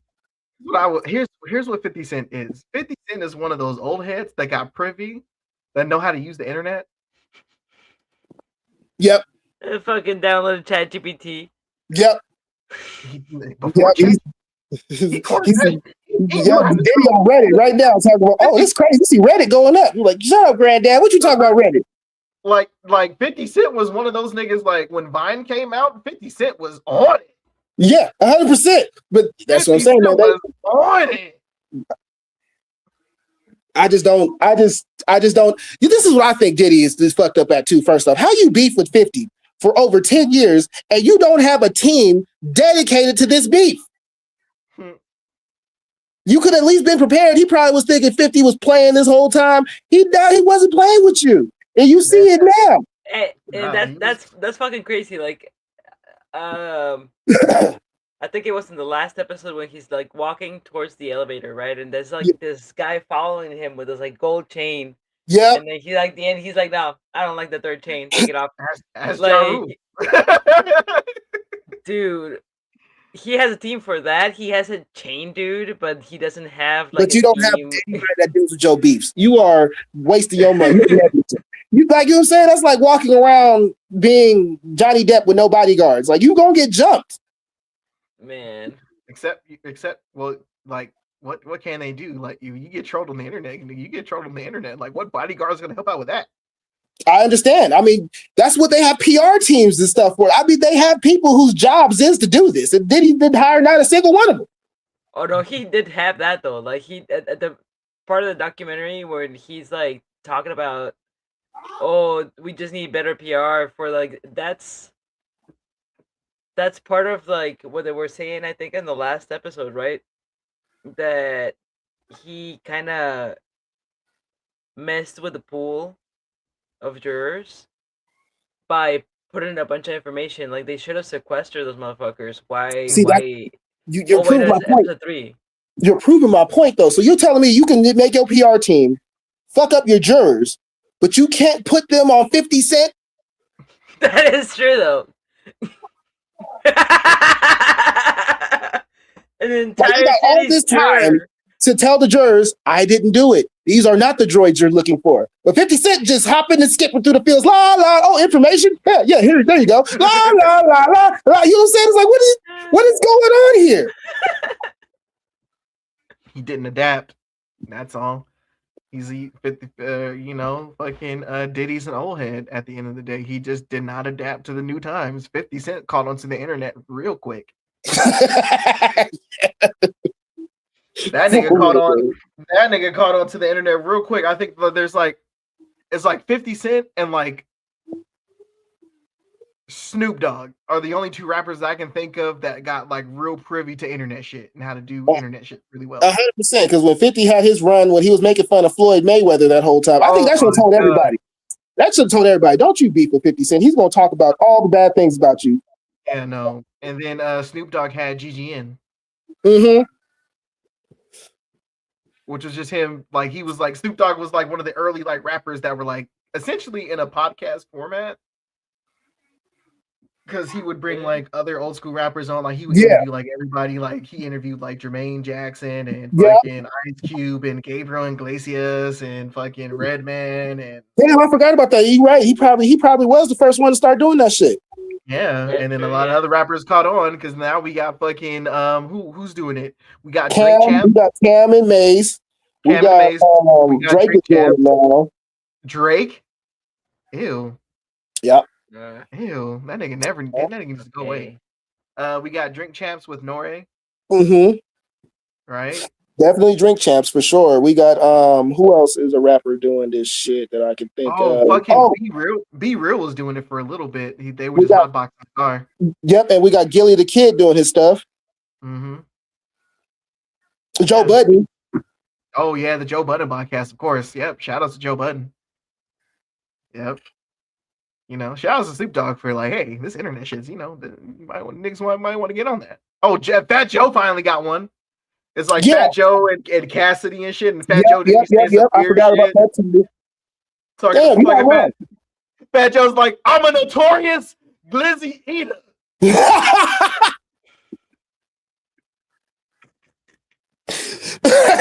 Oh my god. I forgot about that. Yeah, he showed that was the most memeable thing when he said that shit at that time. I'm notorious glizzy eater. Cass was like, pause. Like, pause. Nigga, like, what's wrong with you? Oh man. So Yeah. that's the crazy bit. The petty master just finds a way to slip and slide through the cracks. No baby oil needed. God dang. No baby oil needed. Man, I just don't understand how Diddy just let him just be free range like the way he was though. Like it seems like everybody who beef with 50 just leave him to his own devices. Nobody does any PR work towards him, or if they doing it, their PR team must suck. Because I don't understand it. Like I don't understand how they let him get as far as I don't understand how he allowed this man to collect over 10 years of data on you. Oh right. Wait, remember the gigolo that they hired? Yep, and that man he asked, "Why are y'all collecting my semen?" Yeah. Oh, that shit was. Oh, that was shit. It was nasty. And then like the fucking baby oil was like laced with some shit. Man. That was disgusting. It was really gross because it was like he was asking questions, but his I don't give a fuck was too much for me. Like I understand working for certain people and just minding your own business, but he minded his business too goddamn well. It was like, why are you on an interview if you don't know nothing? He's like, listen, I was paid to do a job. All right, I am a okay. Let's keep it a beat here. Why are you expecting so much from a hoe? You're not wrong. But this is what I was told, though, in my experience, is that hoes usually have all the information. They're the ones that's looking, they're peeping. They got the street knowledge to be able to put things together. I was expecting them like, the jiggler. I was like, when he came in, I was like, oh, hell yeah. We were actually about to get some information on what's happening. He was like, yeah, nah, man, I just had sex with Cassie and Diddy was just like there. All right, what else? That's it. He was just there. They was collecting my semen. Oh, yeah. They did that for like about a year. And then I asked about it and they stopped. But why'd they stop? I don't know. After a year, man. After a whole year. No question. Here's the thing though. A hoe is not gonna fuck up their bottom line. If that nigga starts spilling all the tea, this nigga's getting no more clients. That is true. Discretion before.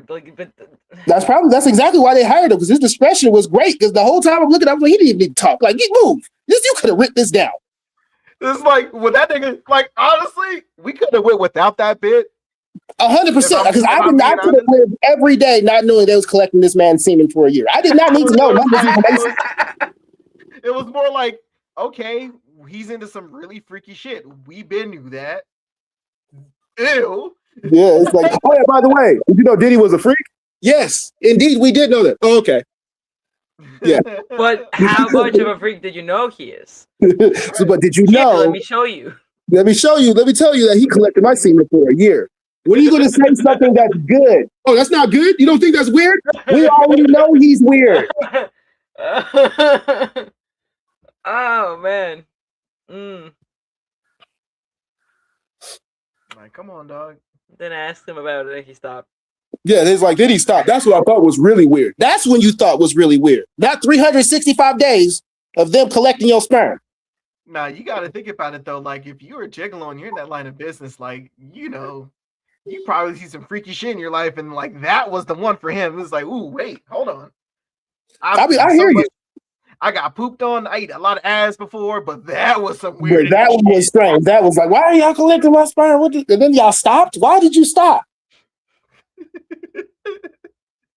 I don't know. That's probably why I'm not gigolo, because I would have too many questions. I would have a sit down with him real quick. Like, hey, dog, hold on real quick before we start. What the fuck was up with that yesterday? You took some of my semen. It's been 3 months now. I've been meaning to ask you. But every day is, hey, give me the cup. Give me, okay, where is this going? Are you cloning me? Man. And just it doesn't make it no better when they give us the story like, oh yeah, he took my semen, he rubbed it on his nipples. Is that what you're doing, Diddy? Is that what the baby oil is made of? Ah, rubbing on his nipples. Ah. I'm sorry. The more I can't even, we gotta change the topic, because the more I think about it, the more gross things happen in my mind about what he could be doing with that cup of. That's so fucking funny, dude. It's just, look, man. I just think there's some things we don't need to know. Like, we know he was freaky. There was no need. There was definitely no need to find out how far his freakism goes, because I did not care or wanted to know. They're like, it's like they're like hammering in. Oh, did you know Diddy's gay? Cloning made me laugh. It's a way to give Diddy an endless group of clones to collect semen from. That is so gross. Oh, God damn it. God damn it. What the fuck's that man's name? God damn it, whoever the fuck you were. I didn't need that. Dogura. God damn it, Dogura. Doraga. Yeah, this man. That's funny as hell, though. Oh my God, Doraga. Oh no, that's wrong. That's terrible. Like, what if he was cloning him? It was like, yeah, now I got the endless. That's probably why he stopped after a year. It finally caught on. Dude, that shit is disgusting. Anyways, ugh. Yeah, let's. So, about the Lakers. In other news, the man really was just diabolical, though. Just like, yeah, no, like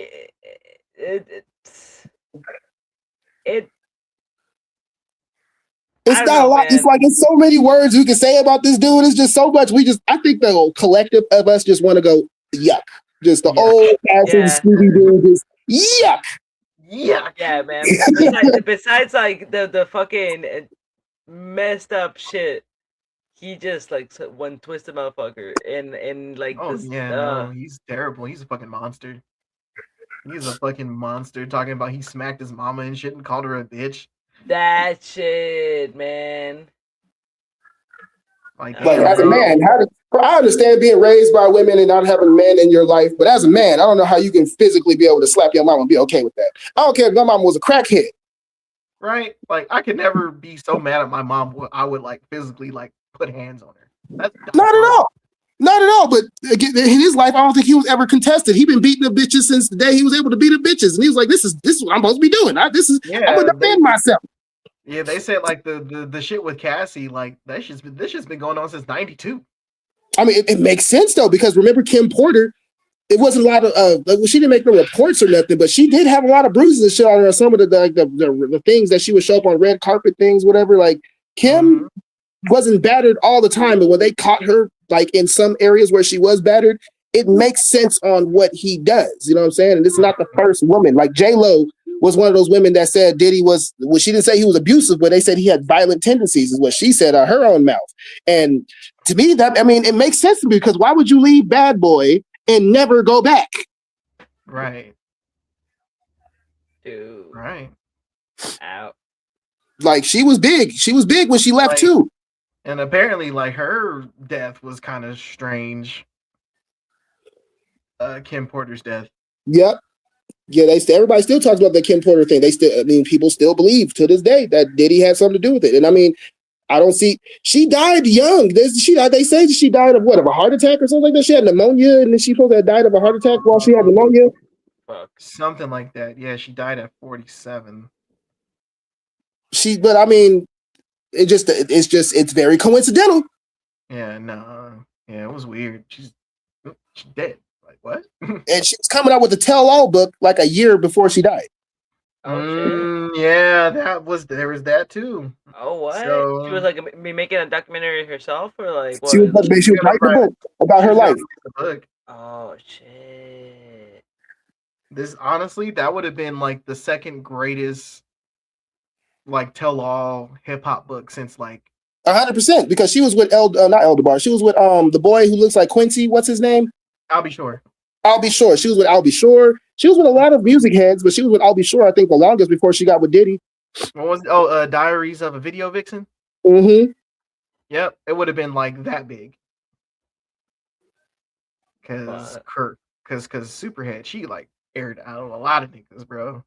Yeah, she sure did. It's just a lot of people didn't really care too much because she was a prostitute. Mm-hmm. But she did have a crazy ass tell all. She was telling everybody business, like, oh yeah, Lil Wayne comes over here, I suck his dick all the time, and everybody who's in music industry, I'm sucking their dick. Mm-hmm. Ah, She said everybody. yeah, like They called her Superhead. Her head game was legendary. God damn it. She built. Listen, like I said, for me, I will 100% stand by this. Like, I don't care about like body count. Only matters to me if the sex is bad. Like, if you got a high body count, you ain't built the skill set, bitch. Like, there is a problem here. 100%. You said you have how many bodies? Why I don't feel like that? I don't feel like that. This does not sound like someone that's fucked 100 niggas.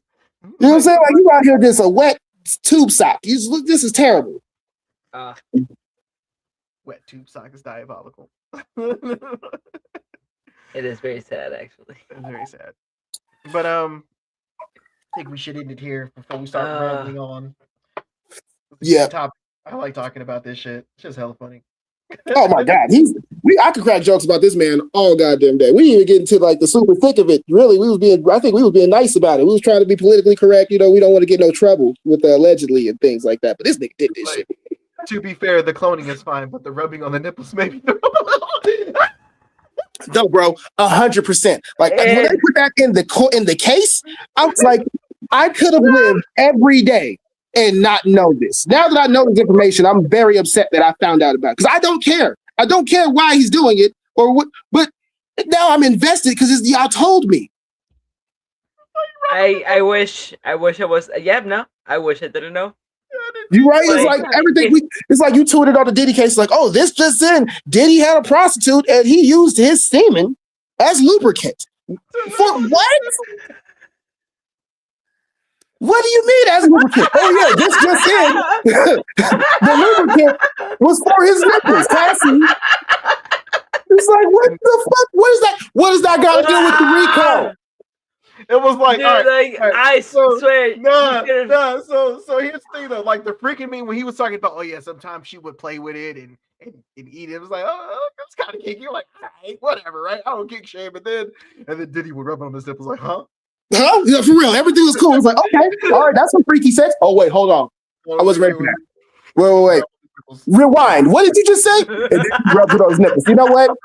Can we just let's move past that? You know, in fact, just skip the whole witness. Just skip the whole witness. Bring in a new witness. We don't even give a fuck about that no more. We do not need this nigga's testimony.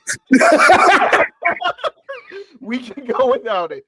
No, for real. Like, man, at that point, they'd be like, objection. Where are you objecting? Get this man up. He's excessive grossness.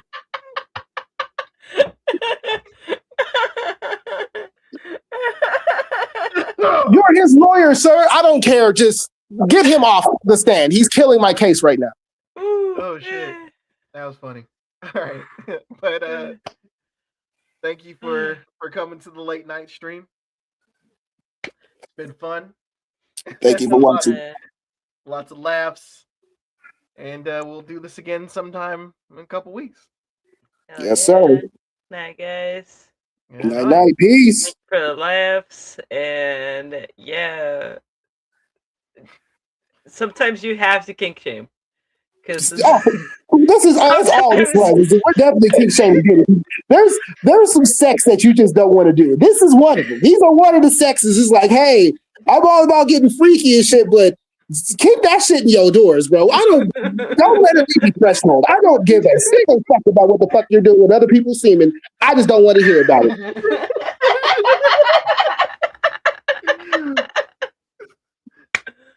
What's like what the whole time they're talking about? Like, what's this got to do with the case?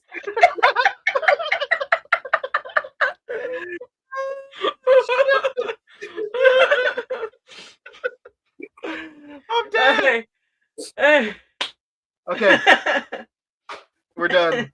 Yeah, officially, I'm done. I'm done talking. That's that. I'm done with that. That was just terrible. Wait. I'm dying. Shame all the man's kinks. We don't need that shit. On God. Like they could have said anything. They could have said that he was fisting raccoons, and I would have been okay with that. But like Jesus Christ.